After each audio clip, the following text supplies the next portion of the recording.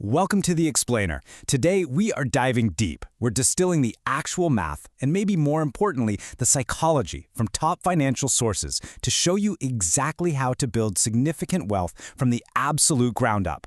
We're cutting through all that noise to give you the real blueprint for building your first million. So let's kick things off with a pretty simple question. What does a true millionaire actually look like? I mean, do you picture someone cruising around in a brand new imported sports car, living in some massive gated mansion, dripping in designer clothes? Or do they look like someone entirely different? Well, the research from The Millionaire Next Door reveals this absolutely fascinating split. On one side, you have the under-accumulator of wealth. This is someone with a really high income, but they spend literally everything on those sports cars and designer gear just to look rich. The result? A shockingly low net worth. But then, on the flip side, you have the prodigious accumulator of wealth. Now, this person might earn a completely average salary, but they're frugal, they invest consistently, and they quietly build massive net worth. Basically, they're the true millionaire next door. Now that we've kind of shattered those preconceived notions, let's quickly look at our agenda for this explainer. We are going to cover the millionaire next door, overcoming money mindset traps, the compound interest engine, 3 paths to wealth, and finally, keeping what you earn. Let's get right into it. Sections 1 and 2, The Millionaire Next Door, and Overcoming Money Mindset Traps.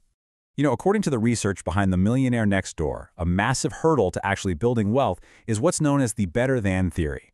Have you ever caught yourself doing this? It's the sneaky psychological trap where people buy depreciating assets just to keep up appearances.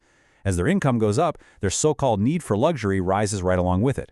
They start measuring their success by comparing themselves to neighbors and relatives, buying status symbols just to prove they're better than or better off. It just turns into this never-ending cycle of consumption. Another huge habit you've got to break is relying on what researchers call economic outpatient care, or EOC. This is basically when adult children use their parents' money to fund a high-consumption lifestyle.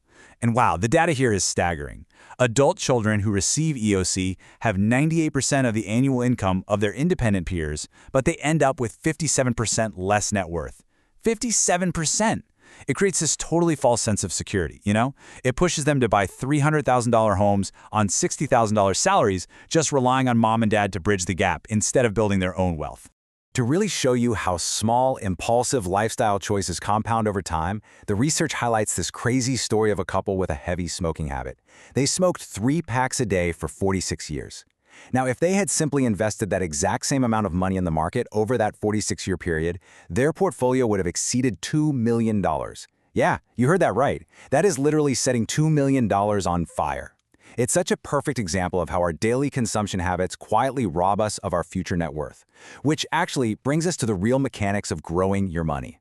Section 3, the compound interest engine. Research from wealth manager Julius Baer perfectly visualizes the sheer power of this engine.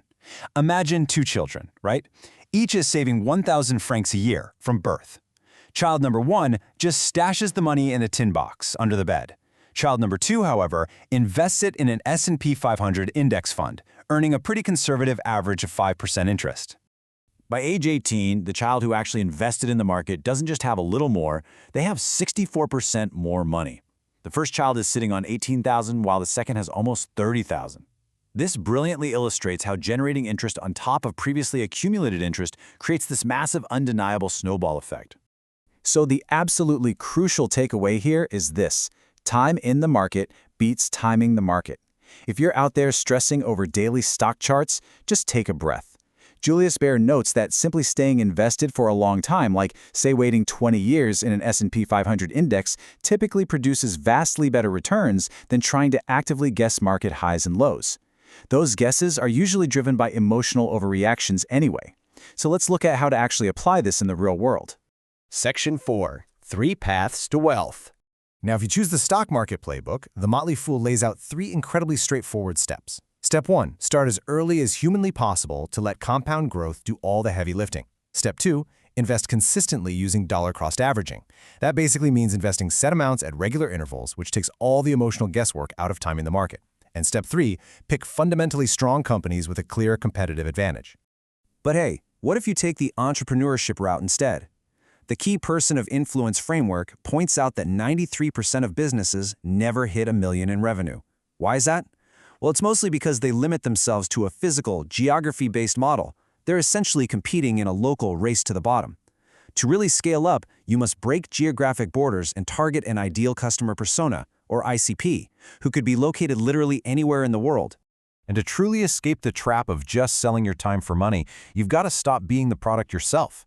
You do this by packaging your intellectual capital into a highly visual 4-part product ecosystem. It starts with a gift, just free value with no strings attached.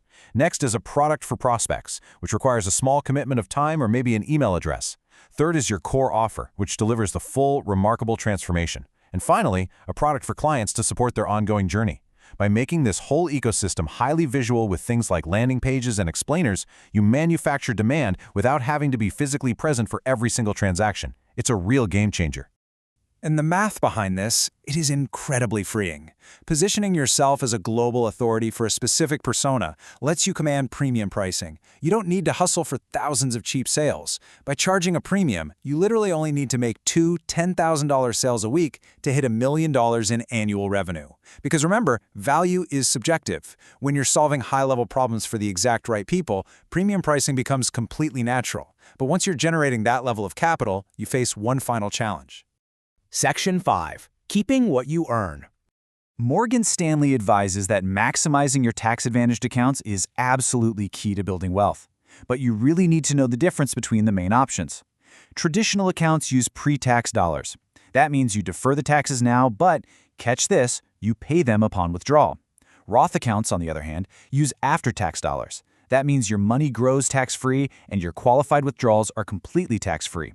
So if you expect tax rates to go up in the future, Roth accounts are an incredibly powerful tool. They also heavily emphasize something called asset location. And no, actually, scratch that. It's not the same as asset allocation.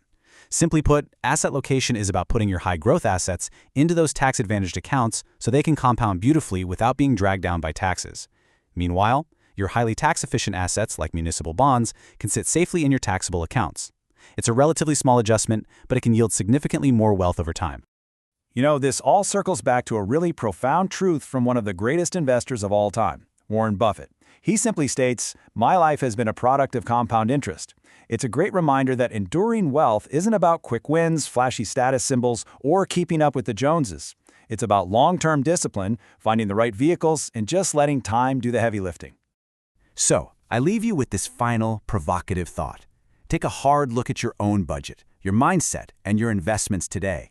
Ask yourself, who is really getting rich from your hard-earned money? Are you building your own wealth pyramid, or are you just funding the lifestyle of some car dealership or a credit card company?